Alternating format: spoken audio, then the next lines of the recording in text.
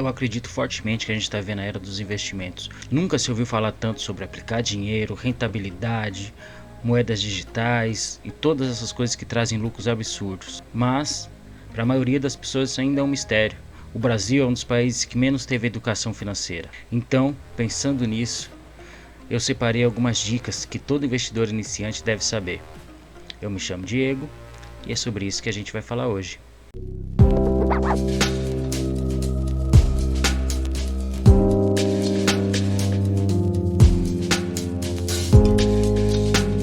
Como eu disse, o Brasil é um país que teve muito pouca educação financeira. Então a maioria das pessoas não entendem a maravilha que é os juros compostos. Os juros compostos são os juros sobre os resultados de juros. Mas como na matemática as coisas só fazem sentido quando a gente olha os números, vamos dar uma olhadinha lá. Imagine que você tem 10 mil reais e colocou num investimento que te garante 1% de juros ao mês. Após 30 dias, você vai ter 10.100 reais. No segundo mês, você vai ter 10.201 reais. No terceiro mês, você vai ter 10.303 reais e 1 centavo. Após 10 anos, você vai ter 33.003 reais e 87 centavos. Olhando na prática, você vê que é exatamente isso que os bancos fazem. Quando você deixa de pagar uma conta do cartão de crédito, ele vai acumular os juros para o mês seguinte. No segundo mês, você vai pagar os juros sobre o montante que ficou atrasado, mais os juros sobre os juros que acumulou do primeiro mês. No segundo, no terceiro, no quarto mês e assim sucessivamente. Por isso que ele se torna essa bola de neve. Essa é a lógica dos bancos. Quando você entende a lógica dos bancos e faz com que os juros trabalhem ao seu favor, a maioria dos investimentos fazem sentido. A segunda coisa que a gente precisa entender antes de qualquer investimento é a organização financeira. A gente tem que ter um orçamento, onde vai ter as nossas despesas fixas, despesas variáveis, dívidas acumuladas e investimentos já existentes. Pegue um papel, pegue um bloco de notas e anote tudo dividido dessa forma. O que são as despesas fixas, que não podem faltar, conta de água, conta de luz, gasolina, seguro do carro, qualquer outra coisa que fique dentro desse montante, que todos os meses não podem faltar. Na outra coluna você coloca as despesas variáveis, que são aquelas despesas que você não sabe o valor exato para pagar todos os meses, como alimentação fora de casa, passeios, cinema, todas essas coisas que você costuma fazer. Olhe também as suas dívidas acumuladas. Tenha o controle delas, veja os valores, veja as condições de pagamento, compreenda o que você está devendo. E numa outra coluna você coloca os seus investimentos que já existem.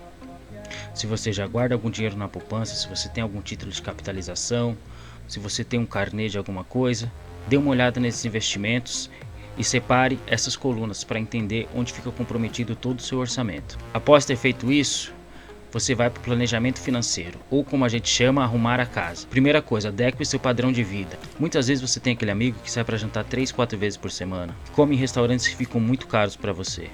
Aqueles familiares que te chamam para fazer viagem que custam 3, 4 vezes o seu salário. Compreenda o quanto você pode comprometer do seu orçamento.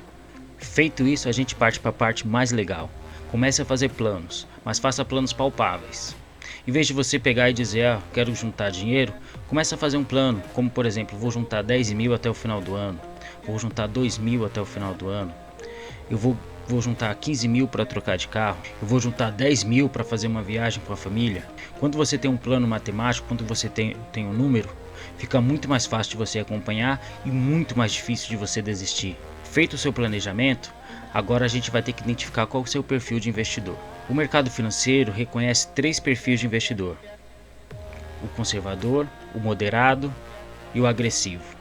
O conservador é aquele que quer guardar o seu dinheiro, correr menos riscos, ter menos rendimentos, mas também exige dele menos conhecimento. O moderado é aquele que já tem certo conhecimento, então ele aceita correr certos riscos em prol de um pouco mais de rendimento. O perfil agressivo é aquele que tem conhecimento avançado do mercado financeiro, que ele investe em bolsa de valores, que ele compra ações, que ele corre riscos grandes em trocas de altos rendimentos. Depois que você identificar seu perfil, você precisa entender qual é o tempo de investimento que você está pensando. Se você quer um investimento de curto, médio ou longo prazo. Investimentos de curto prazo são aqueles que vão até 2 anos mais ou menos. Os de médio prazo vão de 3 a 10 anos mais ou menos.